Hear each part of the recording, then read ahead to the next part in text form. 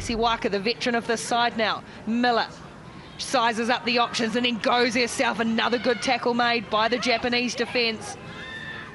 Having to work really hard on attack here, New Zealand. Now Felix Hotham looking to release Teneti once more. This time she chops off that left foot, back in field and weaving around again. Kelsey Teneti looking for the support runner, and Mahina Paul goes one way, the other and over.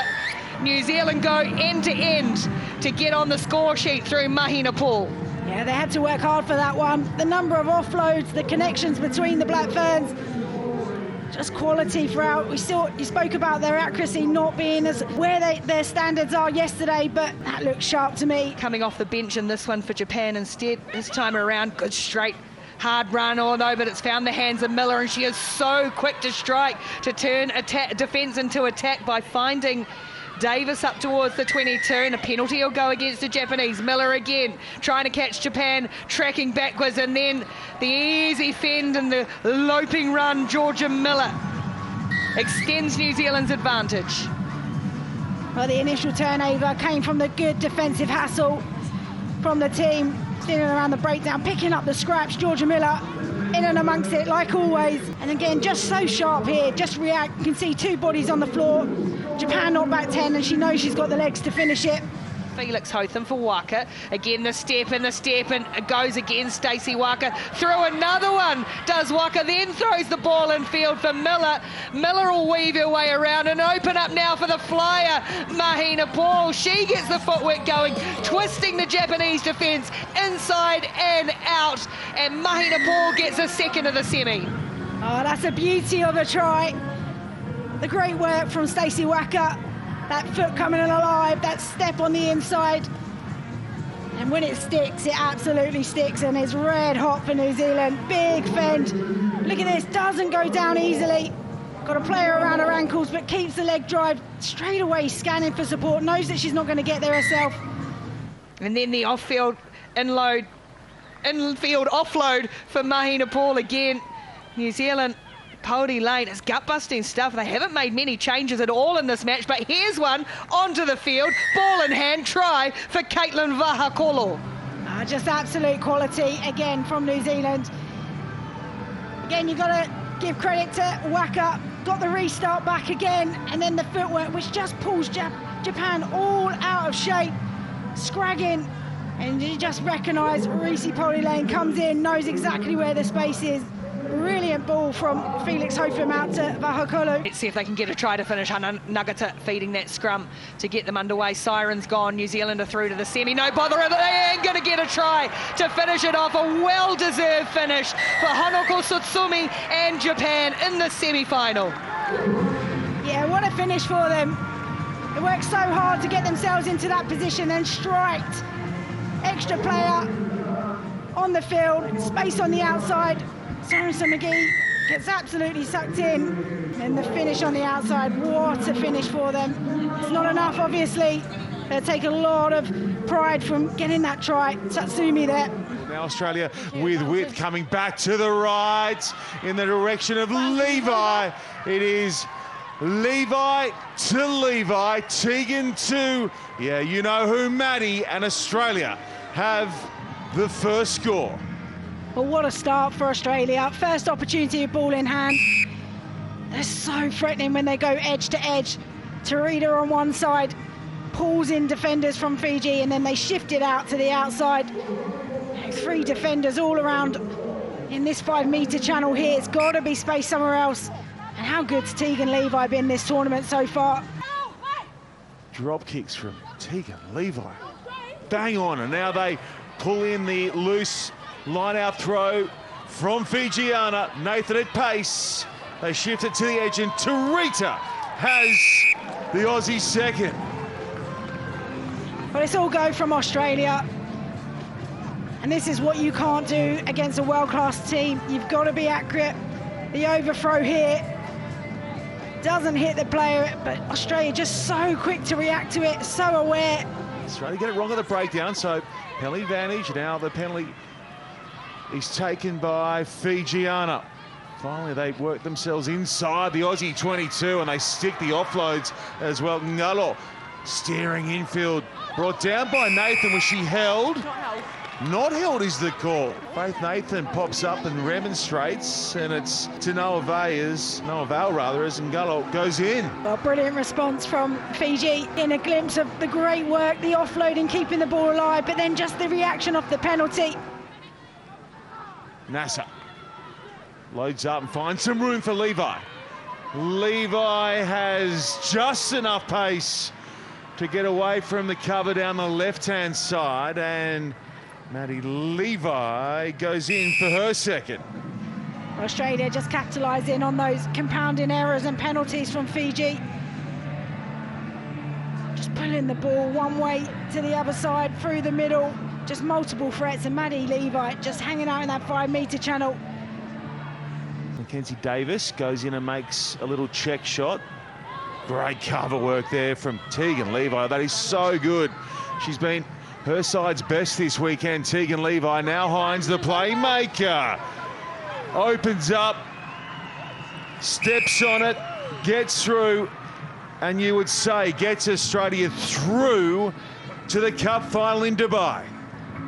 Brilliant finish from Hines, but it's all the great work from Tegan Levi, the defensive effort. I think a lot of chat about how good she's been this weekend is all about ball in hand, but defensively she has really fronted up and then just too quick to react.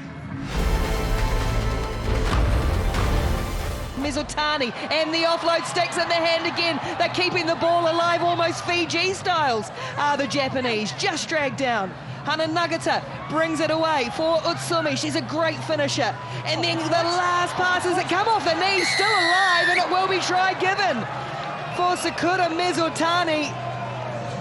The last pass didn't go to hand, and that worked out well, and she has well and truly put the body on the line. Oh yeah, winded herself in the act of scoring, but the loop around is what created the overlap on the outside.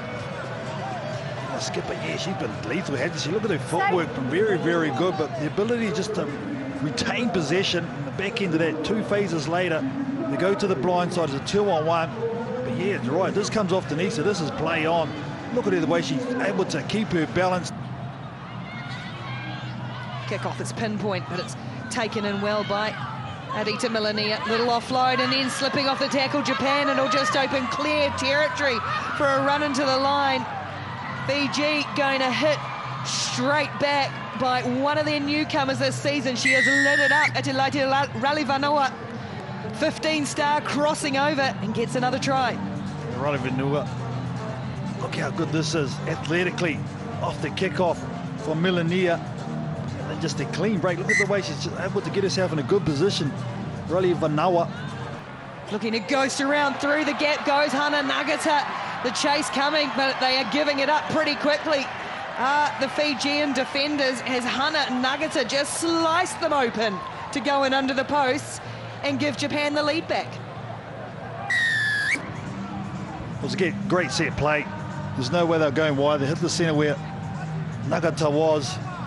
And the forwards had actually worked back to see the top of the screen. They had numbers loaded, so the defence had to wait, and in the end, just a couple of lazy missed tackles, 2 of them, in fact, from Fijiana, and she just exploited them right up the middle, Hana Nagata. Hard meters from Vikanakathea. Consecutive penalties go against Japan, and now Fiji getting a little bit of a roll on. Here's the big, strong figure of Losana Kurumbua on debut this weekend, flicking the ball out of the back of the hand, and she finds another of the debutants, gets a second try. Atilaita Ralivanoa drags one back for Fiji. That's the physicality they were known for on day one. Fijiana's going down the middle of the park and creating opportunities on the outside. Right there, you can see the determination. Draws in 3 defenders, and when you do that, there's got to be space somewhere.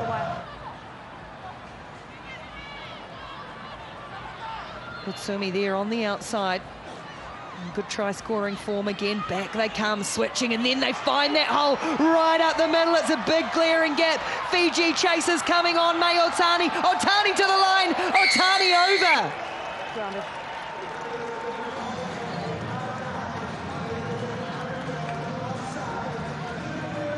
Again in the middle of the park, that's where they're finding the holes. You can see there they're working hard, and that's the manipulation. They're just a little bit lazy on the outside. Eluni Sa was the one that got caught flat-footed and a little bit too high.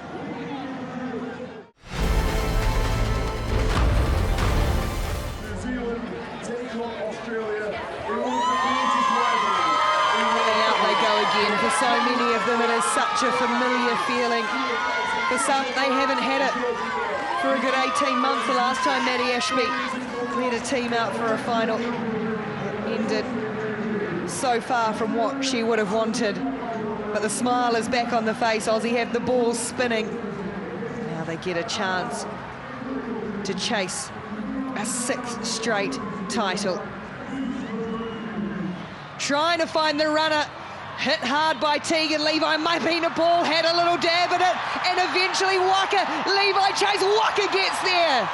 Stacey Waka, she's the veteran of this team now, opens the scoring. What a 2 minutes to start this final.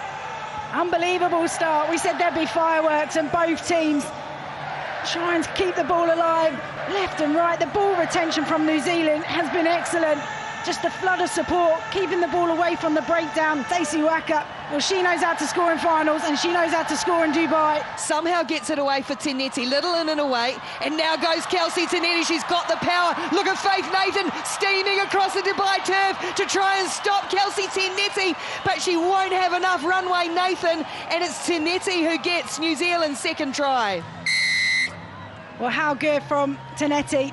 Came from the breakdown era, just Australia, some brilliant play through the middle. They've been camped down here, the Black Ferns, looking for points before the halftime. Oh, Miller! Georgia Miller, there's a reason she's the World Rugby Sevens Player of the Year. She might have even surprised herself with that bit of footwork. It's just so class from her. Running across field, looking to link up with the outside. She's just waiting for a defender to overchase there. You see, Ashby just goes past the ball, and the footwork and the step and the glide from Miller skips on through and extends the score. And eventually Tegan Levi's able to scoop it up. It's really untidy, and New Zealand come away with the loose ball. It's been spilled, and it's Reese Pody Lane. Nasser is chasing, captain on captain, but it's Reese Pody Lane who wins the foot race. New Zealand capitalise, and they get a 4th try of the final. Australia just imploding, aren't they? Just forcing things instead of selling it up, giving themselves a platform. There's going to be space for Australia somewhere. Dennis got to find Levi. Going herself, Heidi Dennis. Tinetti chases, and she's going to slip off. Well, Heidi Dennis, I just said it, can break a game open, and she's given Australia a bit of hope. 1st try of the final for Australia and Dennis. Well, how good. Dennis just backing herself on the outside. The inside defence worried about Maddie Levi cutting under. Watch here, Stacey Waka just slows up slightly, thinking that it's going to be a cut back, and then she just pins her ears back. Dennis has been good value, and she's going to look for another one here. Might get it too. It'll be too little too late, a consolation for Australia, but once again, Heidi Dennis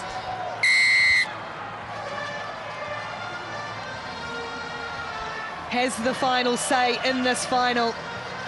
But New Zealand, they have bounced back really strongly. And Australia's extraordinary run in Dubai is done. New Zealand are the champions in the desert for the first time. This will be one from the memory banks. They wanted this one desperately. The Black Fern Sevens are champions in Dubai.